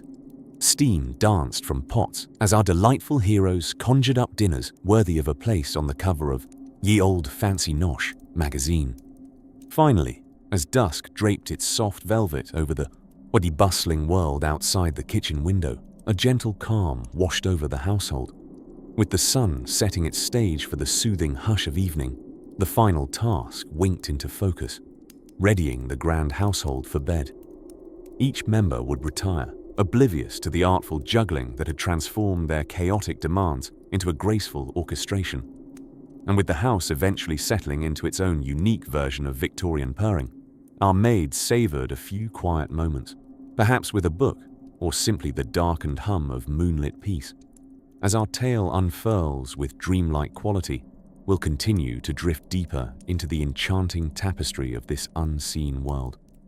With quiet breath and playful prose, we'll gather our thoughts for the evening's narratives. In the dimming glow of a Victorian lampshade, the life of a maid unfolded each day with all the adventure and intrigue of watching paint dry on the newly wallpapered dining room walls. Each morning began with a symphony of gentle broom sweeps and the clattering of breakfast china, as if one were orchestrating a household choir of domestic instruments. At the heart of it all, however, lay the invisible seamstress-like precision in meeting the demands of one's employer, an occupation that required both stamina and the ability to become part furniture oneself. As one might imagine, being a maid in Victorian England was an occupation of boundless elegance and impossible grace. One had to possess the agility of a contortionist and the discretion of a particularly taciturn ghost. Tasks spanned from snuffing out the candles of yesterday's gaiety to maneuvering cumbersome coal buckets without emitting the slightest puff of soot into the air. A true balancing act indeed, rivaling that of any tightrope walker. Yet, make no mistake, nary a hint of prestige came attached to the title of maid. The workday was punctuated by strategic moments of eavesdropping, in which one honed one's auditory prowess to catch the faintest of directives from the upstairs. One learned to recognize the dulcet tones of silver service requests, delicately nuanced in nature. Yesterday's fish course, this evening's mutton roast, each order issued with the poise of a general commander marshalling troops into gustatory battle. Such was life spent largely on one's feet, each task a delightful pas de deux with inanimate objects, a flirtation with dust here, a tête-à-tête with a troublesome doorknob there. Over time, these daily routines took on the rhythm of an unchanging yet oddly comforting clockwork carousel. Its gentle rotations swept the maid through Venetian blinds and crocheted doilies, spinning her in curls of wallpaper patterns, until even her dreams mirrored her waking hours. But it wasn't all work without reward. There were modest moments of triumph, capturing a particularly evasive cobweb, the triumphal clang of a perfectly ironed collar, or overhearing a compliment about the garnished lamb. Stew brought forth from the kitchens as if from a magician's hat. And in these small victories lay an iridescent pride, glimmering like a pearl still nestled within its oyster. Then there were moments of leisure, a brief respite amid the bustling of brushes and bustling of bodices. During such times, a maid might steal away to read a page or two by the flickering hearth. Here, the whispered words from a second-hand novel offered a respite into worlds filled with grandeur and scandal, such as she would never dare utter above a whisper in polite company. Yet quickly, these realms of fanciful escape were closed with a quiet thud, as the crisp sound of a master's footsteps reminded her of the inevitable return to the ticking of household duties. As the sun set, painting the labyrinthine London streets with strokes of muted gold, the Victorian maid tucked her apron strings. The closest thing to closure until dawn demanded her attention once more, for in the relentless cycle of linens and lace, she polished and preserved more than mere silverware. She maintained the very fabric of Victorian society, binding it together with the unseen stitches of her care. It is at this serene entrance to twilight that we pause to consider the symmetry of time slowly drifting into dreams. Tonight, as you too find yourself wrapped in the cozy cocoon of night, allow these warm reflections of Victorian toil to gently carry you towards a place of restful ease. The weight of history, though heavy, settles into lightness, drawing our final curtain back to reveal new musings just beyond the horizon, as midnight wrapped its cloak around the foggy streets of Victorian London. Inside grand townhouses, a different symphony was unfolding, a quiet performance by those who lived unseen and unsung, the maids. Picture them now, tiptoeing through polished halls and sweeping imaginary specks of dust with more dedication than a cat in pursuit of an invisible mouse. Here, in this mortifyingly majestic world of feather dusters and gleaming silverware, the Victorian maid upheld her solemn contract with the chaos concealed behind the genteel facade. The life of a Victorian maid was, in reality, a delicate ballet of anticipation and agility. As the master's voice summoned across the echoing expanse of high ceilings, maids had perfected the art of materializing beside their employers with alarming stealth. It was rumored that their perception was so acute they could distinguish the creak of each floorboard and move with more grace than the well-bred spaniels that padded after the lady of the house. Each morning was ushered in by an ensemble of bells, orchestrating an invisible choreography of domestic diligence. Contrary to popular belief, maids did not possess second sight. They were merely well-versed in decoding which bell corresponded to which room, a task as confounding as modern-day technology for an unsuspecting grandparent. Our heroine today, Miss Tabitha Whistleworth, was a maid whose skill lay not just in the art of service, but in the art of survival, a far more entertaining challenge. Tabitha was adept at deciphering the wants and whims of her superiors by the subtlety of their footsteps or the distinct cough of Mr. Cottingwood when his breakfast porridge was not piping hot enough. While tending to the needs of the household could be likened to spinning plates, except the plates were also judged for their immaculate shine, Tabitha found the task occasionally complemented by humor. Entertaining conversations overheard while maintaining a presence fit for an illusionist kept her spirits alight, like the soft glow of a room just before dusk.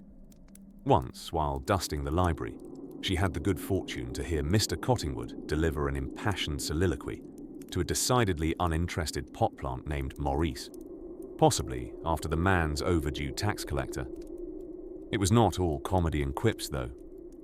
The unexpected companionship of fellow maids provided Tabitha with moments of warmth within cold, brisk days. There was a camaraderie that tickled their cynicism, a shared acknowledgement of the absurdities of upper-class society. They often whispered tales of eccentric employers, stories both ludicrous and endearing, like the one about the lady who insisted her maids wore lace socks, even while scrubbing the floor, to cultivate an air of domestic glamour. As evening approached and candles flickered into life like the whispered secrets they guarded, the unspoken rules of engagement dictated a new pace. The house grew quieter, settling into the introspective hum of night, where even the walls seemed to sigh in time with the slower, more deliberate sweep of Tabitha's brush. Yet, even as she polished the family silver to its obligatory glint and attended to tasks that would make even the most tireless modern robot surrender, there was a certain peace in such predictability. For while the pace could seem relentless, the predictable rhythm was as comforting as a well-loved lullaby. The gentle hum of the night bore witness to the stable persistence of these nocturnal guardians, the steadfast sentinels ensuring that come morning, the world awoke polished and proper, if not a little bit sleepier from a well-cushioned dream. And as our tale in the world of Victorian service gently folds into a quiet close, the past whispers again, readying you for slumber. Imagine for yourself the lull of those old London nights, where inside the ever-watchful townhouses, beneath the gentle moonlight's gaze, soon would begin another day. Miss Tabitha Whistleworth, the unsung orchestrator of evening rituals, wrapped her cozy stories of endurance around her, like a silken blanket, and sighed, dreaming of tomorrow's unwritten adventures. For every dust mote might tell a story, and every creak a secret in that whimsical maze called home. Let us leave our dear Tabitha to her dreams, and perhaps begin our journey towards our own. As the curtain closes on this night's tale, listen closely, and you may yet hear the bells, a soft chorus calling you to a restful sleep. As the clock ticked lazily towards midnight, the gentle lull of a distant dog barking seemed to sing a serenade meant only for the insomniacs of Victorian England. Picture, if you will, the English manor, where hardwood floors creak under the ghostly steps of bygone aristocrats, and the walls have more ears than a hedgerow full of gossipy sparrows. In this hushed realm, our focus tonight is the oft-overlooked yet indispensable powerhouse of the household, the maid. Ah, the Victorian maid, a title which encompassed an array of highly specialized tasks. Outside the public eye, or indeed the awareness of the household itself, our maid became a human Swiss Army knife, swiveling between duties like making the beds, polishing the silverware, and possessing an inexplicably bad sense of direction around her emotions. Yes, the Victorian maid was a master of many unexpected trades. It's crucial to grasp the reality that Victorian maids were divided into distinct job categories, a fact that becomes particularly humorously dizzying when you notice the irony of the scullery maid, the lowest rung of the servant hierarchy, spending more time with artistic cutlery than someone painting the Sistine Chapel. Yes, if they had an Instagram account back then, you could bet your bustle you'd see more sepia-toned photos of perfectly polished spoons than you could shake a feather duster at. Now, let's not forget the lady's maid, a peculiar title disguising a delicate balance of being an advisor, a confidant, and on particularly noteworthy occasions, an amateur therapist. With as much grace as the swans lurking on the manorial ponds, the ladies' maids handled everything from personal grooming to mending emotional drapery, all while evading the household's pecking order predator, the butler. A dazzling dance of social sour politics that could make Bismarck look like an indecisive dandy. But beneath the humor and hierarchy lies a truth as gentle as the down feathers hidden inside the well-fluffed pillows. Working for the gentry made a maid privy to a world of whispered secrets and soft scandal. Imagine trying to serve the afternoon tea in a dining room where opinions boil over faster than the kettle. Yet, our maids were expected to stay as calm and as cool as a cucumber sandwich, all while not letting Earl Grey's imprudent revelations about the neighbors' prize-winning turnips spill over their duties. Yet, amidst the shadowy corridors of gossip and grime, there lay a peculiar solace in their shared experiences. As they polished the brass to a mirror finish, they would sometimes catch their reflections, faces that, despite the vast social divide, held dreams of their own. A quiet companionship developed, as was so often found over communal chores, like folding the aristocrat's laundry. Listening to the rustle of silk and cotton, they wove dreams of travel and the freedom of days not dictated by the clang of the breakfast gong. In their shared chambers, mischief often brewed more pleasantly than the fragrant boughs of lavender smuggled in from the garden. Laughter bubbled over clandestine midnight snacks of leftover cakes, spirited away with the adeptness of seasoned conspirators. These moments of ribaldry, far from public gaze, were treasured like rare jewels and created bonds stronger than the starch that made the collars stand proud. Is it its own kind of magic, perhaps, that whispers of the past brush against our thoughts as we begin to drift into the soft embrace of slumber? Because just as you begin to feel the pull of your own dreams, one has to now wonder, unlike the carefully regimented lives of our dear maids, what wild adventures might our dreams hold for them in the quiet hours of the night, as they fell asleep to the rhythm of their softened laughter and musings. They could perhaps drift into fantastical worlds where they reigned, happy and free, like queens with their kingdoms. And so, as the night deepens and the delicate tendrils of sleep thread themselves through your thoughts, remember our Victorian heroines with a gentle fondness, for though they followed suits of a different era, their stories provide a warmth and whimsy that lays a path to tranquil rest for us all. In the hushed pre-dawn hours of Victorian England, When even the fog seemed to be yawning itself awake, our intrepid protagonist, the ever underappreciated maid Edna, embarked upon her daily regimented ballet of duties. While the city yet slumbered, murmuring softly under a thick quilt of mist, Edna was bustling in a delicate dance, an art form none but the most devoted servants had ever perfected. What awaited her was the familiar symphony of clinks, clanks, and soft shuffles as she embarked on the task of relighting the household fires. Sliding through the dim hallways with the grace of a shadow, Edna wielded her flint and tinder with the precision of a maestro. Lighting a fireplace wasn't just about coaxing a blaze to life. It was an intimate choreography, a pas de deux with elemental forces as her partner. Successful ignition demanded respect, patience, and a touch of flair. After all, a fireplace that crackled too loudly might disturb the master's dreams, while one that offered merely a feeble flicker would have Edna's ears burning with rebuke. As the flames finally leapt gaily in the hearth, a cheery warmth began to pool into the room, cascading over plush carpets and resting gently upon the fine upholstery like a lazy afternoon sunbeam. Edna paused in this moment of triumph, relishing the solitary glow, a rare companion amid her silent, sometimes somber musings. It seemed almost whimsical to think that an entire day could hinge on such a simple act. But then, isn't life itself a mosaic of small victories? In the shimmering half-light, she set her sights on the impending cascade of silver polishes and dusting extravaganzas awaiting in the main drawing room.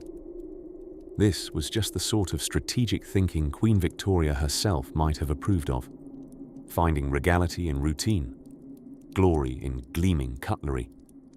Indeed, Edna approached the task with a nearly regal demeanor, almost as if she were personally inspecting the troops in the war against grime. With nimble fingers and an arsenal of cloths and pastes, she expertly banished every whisper of tarnish, rendering the silverware so radiant that even Narcissus himself might find unworthy competition in its reflection. Mirroring palatial opulence might seem daunting, but Edna knew that with each scrub, she removed a bit of the world's dullness, creating a symphony of sparkle, a brilliant, if temporary, constellation erected in deference to domestic gods. While Edna's hands went to work, her mind wandered, as minds often do when routine takes the reins. She could almost imagine herself as the behind-the-scenes heroine of a gleaming, grand theatrical production, a star hidden in plain sight. After all, much like an unheralded novelist or an invisible seamstress, a maid's contributions were to be grasped only by the discerning eye, or perhaps the perceptive ear trained to hear the silent story embedded in a home's sparkling cleanliness. On this particular morning, as the first rays of sun stretched delicately through lacy curtains to touch Edna's hard work in a golden embrace, she allowed herself the luxury of a fleeting daydream. She imagined what it might be like to promenade down the cobbled streets not with a dustcloth, but with a bonnet of lace and satin, drawing appreciative nods from aristocrats and shopkeepers alike. But no sooner had this reverie unfurled its wings than the call of duty reprised its familiar refrain. With a housekeeping attire that might as well have been a suit of armor, Edna forged ahead into the sacred tea and crumpet terrain of breakfast service. There was something soothingly predictable in the rustle of fresh linens, the perfect arrangement of scones and jams, as if each precisely placed sugar cube whispered a tender secret to her. Such was the unspoken poetry of Edna's world, a world both microscopic and vast in its own peculiar way. Much like the ticking clocks that presided over the manor's stately silence, or the glistening floors echoing with ghostly footfalls of historic moments, Edna was a part of the grand continuum. Her labor paved the way for the orchestrated dances of society upstairs, a reality best savored in a dreamy haze, woven tenderly between the quotidian and the quaint. As the morning drew onwards, Edna prepared for her next elegant conquest, her heart steeled and ready for the day's challenges, even as her thoughts fluttered gently forward, patiently eager for the unseen stories and silent harmonies that tomorrow promised to bring. Beneath the tangled, Vines of Victoria's reign, nestled far away from the splendor of fancy ballrooms and elaborate gown fittings, life as a maid in the 19th century proceeded with an understated majesty, like a piano sonata played too softly for anyone to actually hear. Such was the lot of those who perfected the art of dusting the unseen nooks and crannies of society's grand facade. Yet, there was a unique charm tucked within the folds of bustling aprons and dodged rum raisins. Outside, the world was a clash of carriages and fervent industrial revolution, a cacophony of steam and soot. But inside, within these labyrinthine households, life was a soothing sea of predictability, seasoned with dashes of predictable chaos. Emily, our fictional yet entirely plausible heroine, shuffled into the morning light, eyes bleary from too few hours of sleep, the world's most persistent historical constant. Lamps flickering overhead, walls echoing with the trance-like hums of morning rituals, and somewhere, inevitably, a cat attempting to master the art of knocking over a perfectly balanced broom. Amidst the clatter of pots and pans, Emily's mind wandered, a luxury afforded only in those precious pre-dawn moments.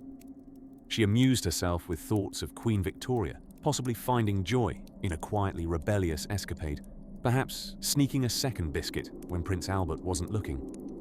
But rebellion, it seemed, came in much smaller doses for a maid. Revolts consisted of an extra dollop of cream on one's oatmeal or a surreptitious peek at the upstairs while polishing the balusters. Such heady doses of insubordination were Emily's secret checkers moves in a chess world. With each task, Emily danced with grace, moving as if underwater, her movements liquid and deliberate, a perpetual waltz with time. Dusting was not merely dusting, it was a communion with the ages, a touch of reverence for those delicate figurines who had seen more than their fair share of yawn-inducing dinner parties. And then there were the tables set for feasts she could only store in her imagination, where the drama unfolded in every filigree fork, each polished until the reflection told only truth. The art of cleaning floors involved undefined magic. Floors were free-flowing landscapes of polished wood, echoing with whispers of old heels and new secrets. Minutes turned to hours, or so it seemed in a rhythmic trance, until Emily heard faint laughter. Enigmatic sounds that suggested mischief had stopped by for an unannounced visit. Albert and Charles, the two mischievous footmen, had somehow turned the laundry room into a questionable science experiment. She suspected kabooms might be involved where starch was concerned. Every fortnight, the great copper baths were dragged out with fanfare, worthy of a stage production. These behemoth basins were the holy grail of personal hygiene, transforming into vast lakes amidst the wilderness of tubs. Emily cherished this ritual, watching the steam rise, like a gentle ghost, stitching history into each soap bubble and imagining the echoes of royal ballrooms in each ripple. All this unfolded under the benevolent gaze of Mrs. Weatherby, the ever-amiable housekeeper who ruled with a demeanor as mild as milk pudding, yet as firmly set as gelatin. Her knowing glances were like enigmatic winks from a sage fox. Mrs. Weatherby's secrets were boundless, it seemed, ranging from the best way to starch a collar to who had stolen the best parlor biscuits, a crime punishable by missing out on Friday's plum pudding. As the day gently waned, cloaked in mysterious moonlight and the scent of freshly cut roses, Emily's work was near its restful conclusion. If she were so inclined, she could imagine herself on the pages of a sensational penny, dreadful, if only to explain to all how maidhood was, undeniably, an adventure of the softest kind. Her life's secret, one known to but few, was that in dutifully tending to the lives and ties of those above, she had discovered an opulent richness unseen by the casual observer. By the embrace of twilight, the households of London lay in similarly dreamy repose. Emily perched on her little attic window ledge and wondered if soft sails carried others to such sweet slumbers. There, amidst stars and rooftops, she resolved to meet tomorrow with delight tucked into her apron pocket, knowing the hidden wealth in life's quiet endeavors. As Emily drifted into the quietly profound embrace of sleep, her thoughts settled into whispers of a new day's dawn. the everlasting promise of the cycle, echoed in those amber-lit dreams. Softly now, let a calming slumber be your own companion as the page turns gently to what comes next, whispering with the warmth of morning's light, patiently waiting for the following tale to unfurl its wings in the gentle ebb and flow of Victorian London streets as gaslights flickered and horse-drawn cabs trotted softly along cobblestone roads. So came the quiet, closure of our tale, in the most humble of spaces, where the echo of Maid's tidiness reigned supreme. Ah, the world of a Victorian maid, a realm where brass handles gleamed with the fervour of 1,000 polishings, and dust dared not settle for even a fleeting moment. By now, our journey through petticoats and parlours has given us a fair share of wisdom about the lives tucked behind the grand facades. But this, dear listener, is where we simmer our final pot of historical tea. Let's drift back into one last quaint corner of the Maid's day, the night routine. As the creaking house settled into sleep, so too did the echo of the maid's footsteps quieten with practiced grace. Often, her own much-desired slumber was exchanged for the responsibility of securing the household against midnight miscreants, or, more realistically, the odd forgotten raccoon attempting a daring indoor escapade. Bedtime for a maid might not involve plush duvets or lavender-scented pillows, but the satisfaction of a day's work done well often provided a more heartfelt comfort. Our Lady of Linen would meticulously snuff out each candle, gently urging the household into darkness. Shadows stretched like lengthened whispers, and as the house inhaled its nightly hush, preparations for the next day began to take root in her dreams. Of course, there was the small, unadvertised matter of the visitor's bell, tucked discreetly beside some madam's quarters, a device ingeniously designed to assure Lady Foster could summarily disrupt slumber with merely a touch. One can imagine the maid's inner dialogue at such a jingle, a poetic monologue perhaps, filled with words quite unsuitable for such refined company. Yet, amid the hierarchy and humour of Victorian servant life, one must admit there was a majestic rhythm to it all. There, beneath feathered caps and starch-white aprons, beat hearts bold with stories untold.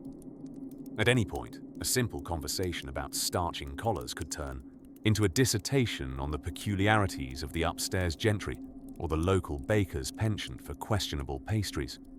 In that timeless waltz of aprons and dusters, there lay camaraderie, not bound by societal dictates, but by shared whisking secrets from the finest sugar to the simplest flour, recipes perhaps rarer than the Queen's diamonds and spoken of with as much reverie. And then there were evenings when, after the clock struck significantly upon the hour, the guise of Maid gently slipped away, revealing artists, secret scribes, and wistful dreamers beneath, minds absorbed by thoughts of freedom plotted within the realms of knit and pearl, or whispered upon pages of muslin journals hidden carefully away. As our imaginary curtain falls and the last night candle is snuffed out, let us ponder with a whisper of humour at the thought that somewhere in history, a maid likely chuckled softly to herself before drifting into dreams. Perhaps about the parlour's curious host of conversations, or the unforeseen turn of a day involving a toppled dessert cart and the ensuing nautical debacle of cream and confectionery. Though our tale concludes here within the snores and sighs of a well-rested Victorian night, the echoes of those who worked tirelessly behind fine curtains continue to resonate. Their stories shaped history in the gentlest manner, weaving charm and curiosity into the very fabric of society, a reflection, perhaps, of life's grand tapestry. May these stories carry you softly into your own dreams, wrapped in the warmth of authenticity, as cozy as a West End theatre seat, and every bit as worth the historical journey. Now, sink into slumber's gentle grasp, dear listeners, and let every softly spoken secret of the past ease you into the comfort of the present.